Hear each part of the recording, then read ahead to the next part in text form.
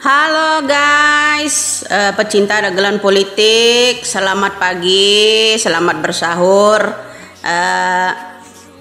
Ini guys, saya mau menanggapi komentar seseorang di konten saya mengenai hak angket Puan Maharani menerima sodoran data untuk hak angket tersebut.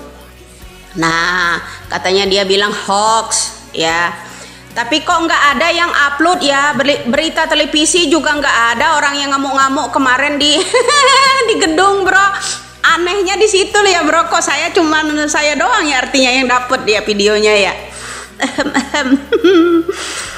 Sambil ngopi, bro, ya, supaya tetangga kita lebih seru lagi ya menyimak konten saya. Kopi Sumatera, bro, robusta. Lanjut maneng. Ya, katanya ya ada salah satu orang komen di konten saya itu, Mbak Widya ini tukang nyinyir. Ya, saksiin aja, laporkan ke MK. Gini ya Mas, kok bermedia punya alat Android canggih, punya iPhone, kok ketinggalan sampai memang nggak dikasih tahu ya? Kalau memang nggak kasih tahu, saya kasih tahu. Pemberitaan tersebut, video tersebut tertutup, bro, ya. Sidang itu tertutup, ya. Jadi nggak dikeluarkan di ini. Cuman Anda simak dari kata-kata juga setelah sidang tersebut, Andian diwawancarai oleh wartawan-wartawan ya di luar. Nah, Andian juga di situ ya menceritakan hak angket itu hak konstitusi kok, hak rakyat. Ya kan di situ. Kenapa? Kenapa harus takut? Ya kan di situ juga. Jadi itu sidang ya, sidang tertutup, bro, tidak dipublikasikan ya. Jadi tidak ada satupun yang boleh ini, tapi bocor juga. Kemarin kawan saya yang rekam itu melalui amatir. Oke, jadi itu salah satu, itu bukan hoax nyata ya. Di situ Yusril Iza Mahendra saat ini udah menyusun strategi juga, bro. Yusril Iza Mahendra menjadi kuasa hukumnya tim 02 ya. Jadi di situ dia udah pajang yang namanya Yusril karena dia menolak ya, pengen menggagalkan yang namanya hak angket tersebut. Ingat, bro, ya ini bukan hoax ya, ini benar ya. Jadi memang pemberitaan ini saya yang lebih duluan tahu, ke kalian kok belum gitu ya videonya. Ya, jadi kok dia komen bilang saya nyinyir ya. Nih ya Mas ya, Anda itu juga nggak bisa membedakan mana calon pemimpin negara, mana calon perampok negara. Yang akan mengadakan makan gratis, harus makan gratis, menguras uang APBN negara, uang pajak-pajak rakyat Republik Indonesia. Itu uang rakyat-rakyat kecil yang akan dibancakin buat makan gratis.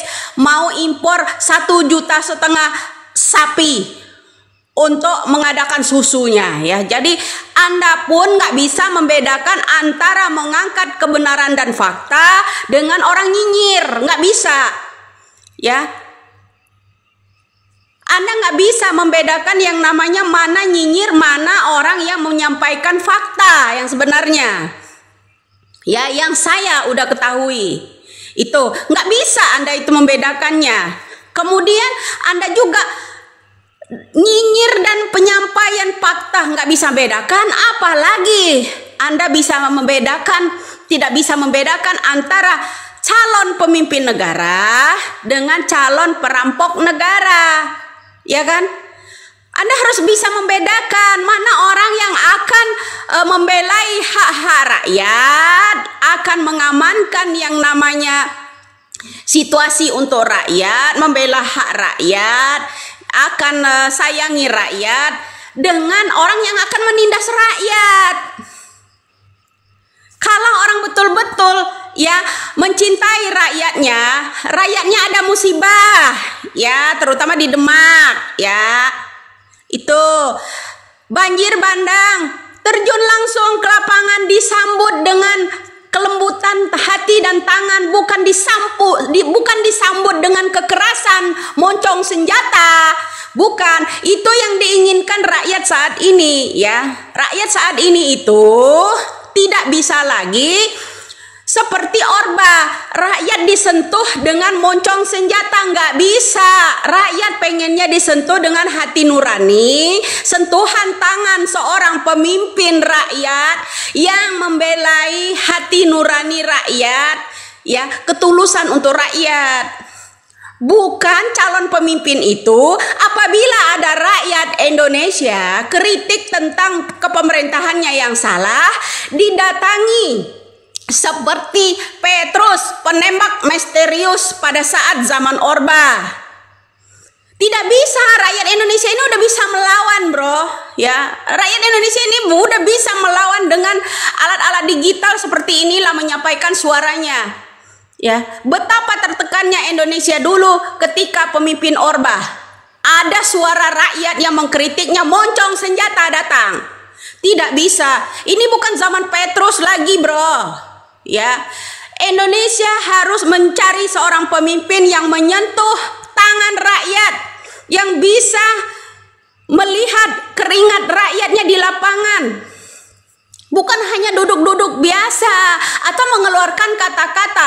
Indonesia harus bodoh, harus menjadi kacung. Itu Anda harus menyimak bocoran WhatsApp seseorang, ya, calon pemimpin itu, cawapres, ya, dengan seseorang, karena Indonesia akan dijadikan yang namanya pasar akses untuk melancarkan bisnis mereka, baik itu pangan, tambang, dan lain-lain. Itu ada bocorannya. Kenapa kalian nggak ada satupun upload itu? Ya kan, ada bocoran WhatsApp tersebut. Nah, apalagi ya orang yang komen itu, ya, tentang penyampaian saya kebenaran, antara kebenaran dengan nyinyir, itu dia nggak bisa membedakan. Jangankan itu, dia nggak bisa membedakan calon pemimpin negara dan calon perampok negara itu seperti apa. Nggak ngerti. Ya, jadi maklum lah, kata saya kan itu jamaahnya EPO yang suka tawaf melulu di Monas pada waktu itu, Pak Jero, ya, panjang jenggot, otak separo. Nah itulah ini pentolon-pentolon Pak Jero, bro. Nggak bisa membedakan antara nyinyir dengan menyampaikan kebenaran fakta yang sesungguhnya. Ya, kenapa saya berani itu? Karena saya sudah dikirimin video tersebut. Ya, sidang itu tertutup. Paham loh?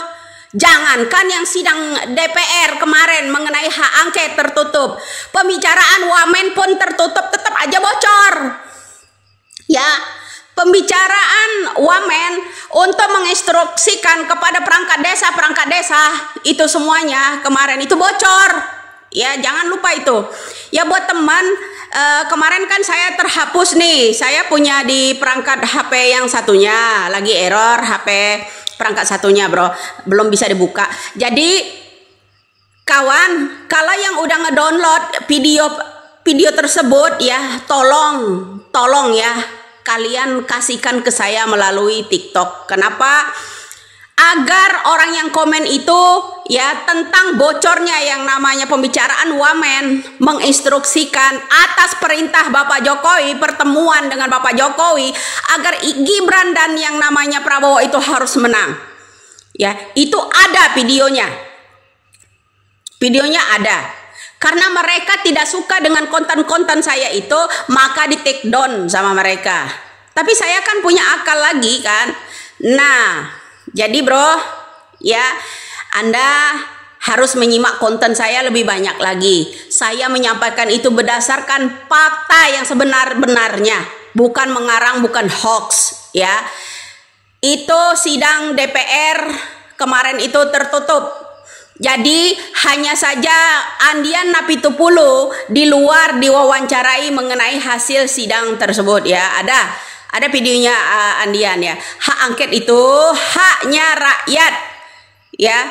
Hak konstitusi untuk rakyat. Rakyat ini loh yang berjuang, bukan seorang politikus saja. Salam waras, salam NKRI, ya. Jadi Anda harus bisa membedakan mana nyinyir, mana penyampaian kebenaran, mana calon pemimpin negara, mana calon